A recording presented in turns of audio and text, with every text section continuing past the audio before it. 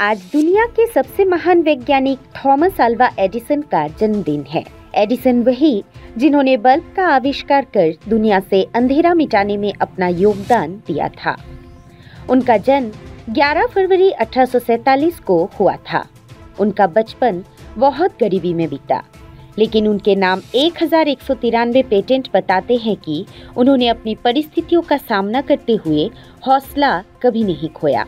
Edison का एक कथन बहुत मशहूर है। पूरी दुनिया जानती है कि उन्होंने बिजली के बल्ब का आविष्कार किया था, लेकिन इस एक आविष्कार के लिए उन्हें 10,000 बार असफलता हाथ लगी थी। इसके बाद उन्होंने कहा था, मैं असफल नहीं हुआ, बल्कि मैंने 10,000 ऐसे नए तरीके ढूंढे हैं जो किसी काम के नहीं। एडिसन बचपन में पढ़ाई में अच्छे नहीं थे।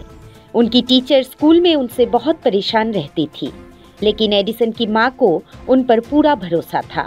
उनकी माँ ने उन्हें घर में ही पढ़ाया। विज्ञान की तरफ भी उनकी माँ ने ही उन्हें परिचित करवाया। उनकी माँ ने उन्हें किताबें दिलवाई। इन किताबों ने उनकी रुचि आविष्कारों में बढ़ाई। 10 साल की उम्र में एडिसन ने अपना पहला प्रयोग किया था। एडिसन के परिवार की आर्थिक हालत सही नहीं थी, इसीलिए अपने प्रयोगों को चलाते रहने के लिए उन्हें ट्रेन में फल और अखबार बेचना पड़ा था। इसी से पैसे इकट्ठे करके उन्होंने अपने प्रयोगों को जारी रखा था। कम उम्र में उनकी सुनने की शक्ति भी चली गई थी, लेकिन फिर भी मार्स कोड के जरिए उन्होंने अपना काम जारी रखा। एडिसन ने अपनी पहली प्रयोगशाला सिर्फ 10 साल की आयु में ही बना ली थी। उनकी माँ ने उन्हें एक ऐसी पुस्तक दी जिसमें कई सारे रासायनिक प्रयोग दिए हुए थे। एडिसन को ये पुस्तक भा गई और उन्होंने अपने सारे पैसे रसायनों पर खर्च करके ये सारे प्रयोग कर डाले। थॉमस एडिसन का कोई प्रयोग पूरा होने को होता तो वो बिना सोए लगातार 4-4 दिन इस प्रयोग के खत्म होने तक लगे रहते। साथ ही काम करते समय कई बार अपना खाना खाना ही भूल जाते थे। उनके बचपन से जुड़े कई ऐसे किस्से हैं जो हमें बहुत कुछ सिखाते हैं। उनमें से एक किस्सा बहुत प्रचलन में है, जिसके अनुसार उन दिनों की बात है जब Thomas Alva Edison primary school में पढ़ते थे। एक दिन स्कूल में टीचर ने एडिसन को एक कागज दिया और कहा कि ये ले जाकर अपनी माँ को देना। एडिसन ने माँ को दिया तो उनकी माँ नैन्सी मैथ्यू इलियट, जो कि सुशिक्षित डच परिवार से थी, वो कागज पढ़ते पढ़ते तकरीबन रो पड़ी। माँ को रोते देख एडिसन ने पूछा कि ऐसा क्या लिखा है कि आप रो पड़ी, तो माँ ने कहा कि ये खुशी के आंसू हैं। इसमें लिखा है कि आपका बेटा बहुत होशियार है और हमारा स्कूल निचले स्तर का है। यहाँ टीचर भी बहुत शिक्षित नहीं है, इसलिए हम इसे नहीं पढ़ा सकते। इसे अब आप स्वयं पढ़ाएं।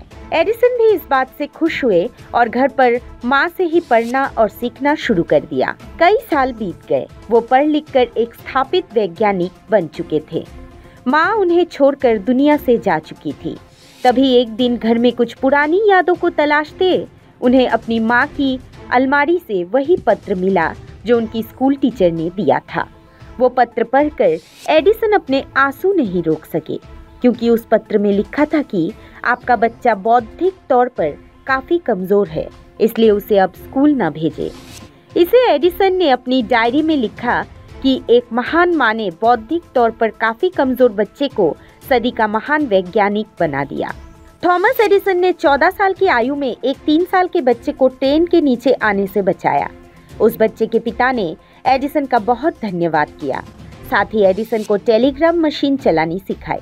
बाद में एडिसन को कहीं पर टेलीग्राम चलाने के विषय में एक स्टेशन पर नौकरी भी मिल गई। उन्होंने अपनी नौकरी का समय रात को करवा लिया ताकि प्रयोगों के लिए ज़्यादा समय मिल सके।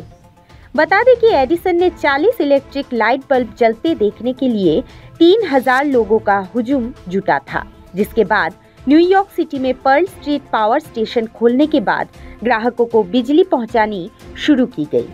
पहली बार बल्ब बनाने में $40,000 की लागत आई थी, लेकिन बता दें कि साल 1879 से 1900 तक ही एडिसन अपनी सारी प्रमुख खोजें कर चुके थे और वो एक वैज्ञानिक के साथ साथ एक अमीर व्यापारी भी बन चुके थे। इस महान वैज्ञानिक का निधन 18 अक्टूबर सन 1931 को हुआ था।